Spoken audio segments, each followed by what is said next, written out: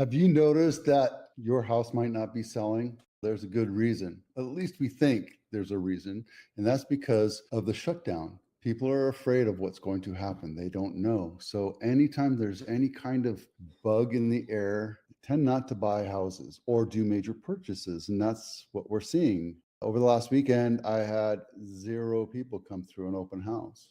2 days, nobody showed up to the open house. On my other listing, I had 1 showing. And when you break it all down, it all comes down to fear. And people purchase with confidence of their market, confidence of their ability to have a job and make payments for the next 30 years or 50 years. I don't know if you heard that or not, but this article right here talks about 7% of Americans with monthly housing have missed a payment in the past 3 months, and 13% have been late on their payment. Also, another 17% are less likely, up from 8 months. This is the jump right here, rising from 14% to 28%. They're much less likely to make a major purchase. That means cars, houses, all that kind of stuff. The good news is if you are not fearful, this is a good time for you to take advantage of the market because there's houses out there that will sit. And we're going to go into the 12 county Bay Area sales report in a few minutes, but you'll see that houses are still selling, just not at the same clip that we saw before, even though inventory is back to where we want it. It's not exactly where we want it. We want it higher, but for the season that we're in, being at November, we're at a point where it is what it is. 21% of Americans are delaying a major purchase due to the shutdown. That means you're 1 out of 5 people, 1 out of 5 households are not buying a house that they were planning on buying. My sister does real estate here in Las Vegas. I'm in Las Vegas right now, and she just had a buyer back out. That's why I don't work with buyers much. I mean, I do, but only if they're selling something, so they have to buy something. Half of the Americans say the shutdown has had a negative impact on their lives. If they're angry, they're probably going to do this survey and they're going to do this. I think that's not as exact. I think it's probably closer to 25, 30% of the true American household, because when they look at this, they don't really tell you how many people. They probably survey 200 people. That's not a real good sample size. If you're going to do a big sample size of America, you have to do 1 or 2% of the population. That's like 300,000 or 1 million people. So again, this article and the next one is in the blog. You can get links to the blog. I saw this and I thought it was just great because realtors have a love-hate relationship with new home buyers, new home salespeople, because they tend to be our best friend when times are tough, but when times are good, they forget about us and they screw with us. I sold a new house and they pushed me away and kept me from doing the right thing for my buyers, and they wound up getting screwed because of this new home company. New construction home always seems more opulent, but then there's always a trade-off. My gut reaction to pretty much any site is you're going to get less property for that house and it's newer and you're going to pay a premium for it. And typically you're in an HOA, and how I feel about HOAs. New construction more affordable per square foot than resale existing home.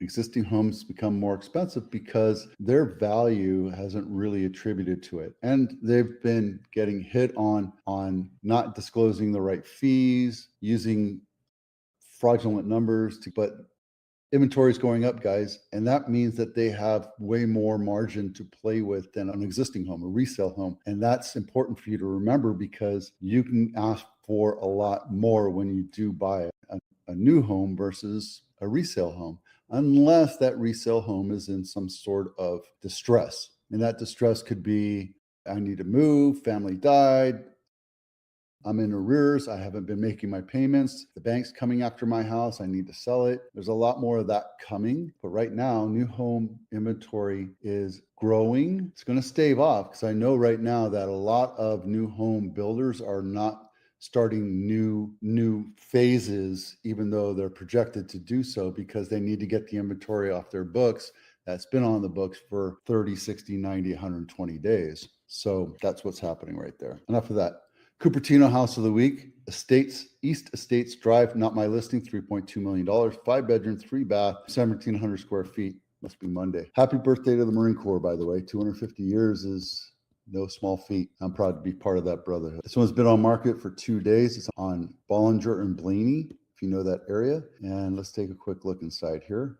So what I see is It's updated with dated materials. The tile on the entry is a little old. The kitchen, well, the appliances look new. The counters are granite, which I love, but you can look here on this picture right here, and you can see that they're the oak style cabinets. Nothing wrong with it, but if you're asking a premium price, you better have a nice value to it. In the master bedroom, the bathrooms are dated. Nothing wrong with it, by the way. They're just not new modern gray. These are 1990s to 2000s, maybe early 2010, but these are dated upgrades here. This house is probably going to sell. It's only been on market for 2 days, so it's Cupertino. People just go crazy in it. This is, what is it? Willow Glen House of the Week. It said it right there. Garfield Ave, brand new on market. This is a perfect opportunity for you to buy one of these properties right here and then tear it down and put a 5,000 square foot monstrosity on it and profit. This is a great opportunity here. 1.65.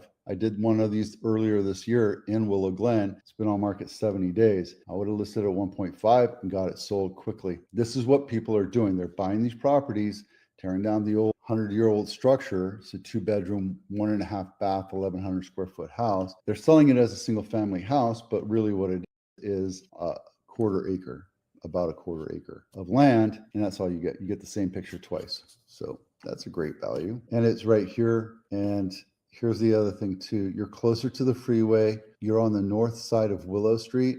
Most of the high-end homes are down here in this area right here. And this one really should have listed at maybe 1.3, 1.4, 1.5 to get it sold. It's cresting over close to 120 days on market right now. Sorry, 70 days. So cresting close to 90 days on market. That's crazy. Luxury home of the week.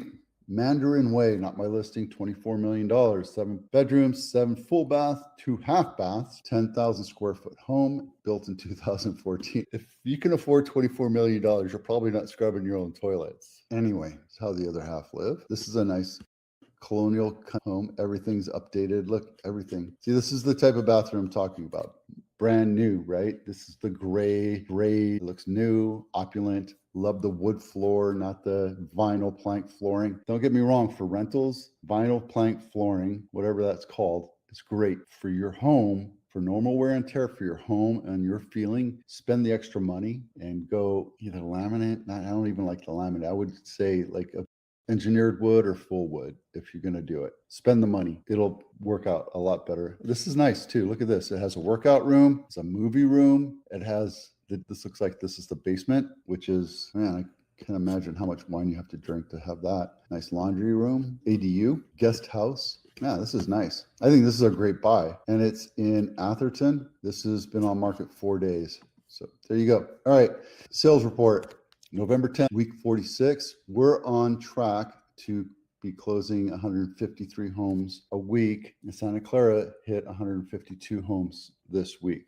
So we're below average technically, but on the straight line, we're exactly at average right now. We're not seeing a major downpour of housing.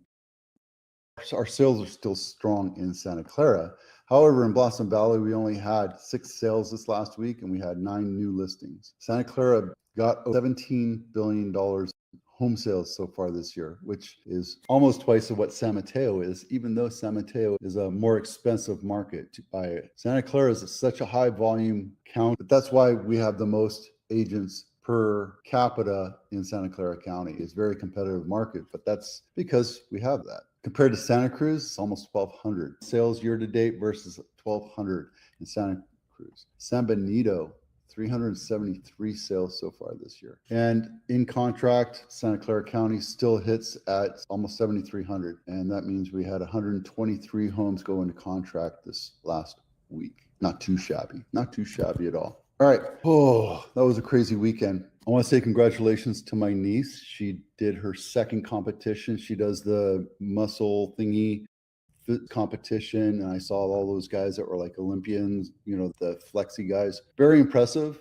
Love what they do. I love the effort. I appreciate the effort. Something I can't do. But to me, in my life, I feel like being 57, fitness and flexibilities in my 50s is paramount for my lifestyle to continue the way I like being. Less pain. You're going to have pain every day, especially when you get older. But, you know, I see people not exercising